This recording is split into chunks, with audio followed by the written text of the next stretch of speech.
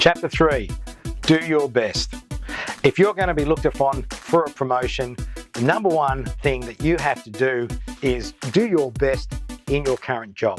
So let's walk through what this means and give you some tips and ideas of how you can do this. The first thing is, not surprisingly, you need to know your job.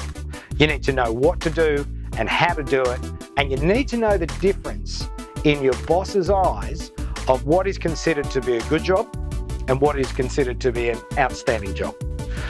The next thing you need to do is do an outstanding job. The best way to show your boss that you deserve a promotion is to do the job that you're hired to do, and do it competently, do it easily, so that it's not a lot of bother and that you're a low maintenance guy or girl who's ready for a new opportunity. One of the other things you can do is arrive on time. And I don't just mean at work in the morning, arrive on time to meeting. If there's events, if you're going out to visit a customer, make sure that you're there right on time. That shows that you're professional. It shows that you're responsible. People that turn up late screams that they're disorganised and they can't really competently do the role that they're meant to be doing. The other thing you could try and do, and this is an interesting one, is work an extra day a week. No, hang on, I don't mean you go in on Saturdays or Sundays. What I do mean is that you turn up half an hour early, that you leave half an hour late, and you possibly work through your lunchtime. That'll add an extra hour and a half to 2 hours a day. That's about an extra day a week. Your boss will notice this. Make sure that they do, because that puts you in really good stead to show that you're committed, you're hardworking, and you're devoted. The next thing you can do is ask for feedback. About once a month, sit down with your boss and make it clear that you're looking for areas that you can improve your job. When you're doing that, emphasize your strong points.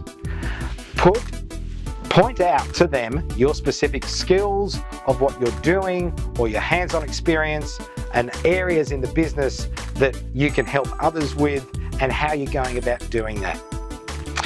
The other thing you can do is look for extra training. Now, that extra training might be internal, or it's something that you might be able to do externally to improve your skill set that will benefit the company. If you do this, make sure to let your boss or your boss's boss know. You can also volunteer for extra projects. If the business has got a deadline that's coming up that they need help with, or they've got a big project that they need to put some resources behind, make sure to be the first to put your hand up to say, I'm here, I can help. That is an excellent thing to do if you're looking for future responsibility in a promotion in the future. Another thing is that you've got to dress and act professionally. You need to physically look like you're already at the next level and act like you're already a senior member of the team within the business. From an external point of view, keep up with industry trends. You can subscribe to magazines or to internet website pages with news and information about what's going on within your industry.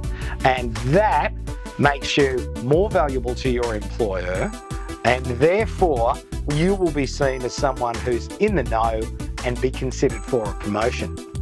When you're doing that, always look ahead. You should keep abreast of what's on the horizon for your business or your industry, so that you can make sure that your career path and the path of the company is heading in the right direction. Make it a point to consciously set aside time at the end of maybe every quarter to critically examine what the business is doing and where it's going. From an integrity point of view or from a moral point of view, always take the high road. Now, that means that you're 100% honest and 100% ethical. There's no grey areas, because people don't get promoted who have grey areas or things that, they're not really sure that they're fully honest or ethical about.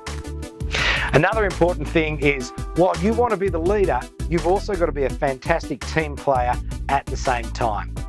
If you're only ever acting in your best interest, then you won't be considered for a promotion. If you have a what's in it for me attitude, then people will see you as being greedy or selfish, and you won't be looked upon as a likely candidate to be promoted in the business. Remember, when doing your job, no loose ends. It's okay to do a fantastic job in 80% of your job, but if 20% of it is an absolute disaster, you've got to clean that up. You've got to make sure that there aren't any loose ends, because people don't like leaders who leave a mess behind them. So that won't be you. Believe me, if you're going to get a promotion, they won't look at you if you're going to do that.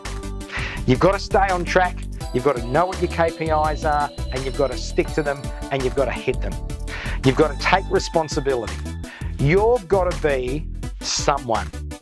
Now, what's the definition of someone? It's when people at work, your colleagues or your boss or your peers turn around and say, someone should have fixed that. Why? You're someone. You're the someone that goes and fixes it. And this is about showing discretional effort. It's the little things you do that you don't need to do that at the end of the day, when it's all said and done, will make a big difference when you're asking for a promotion.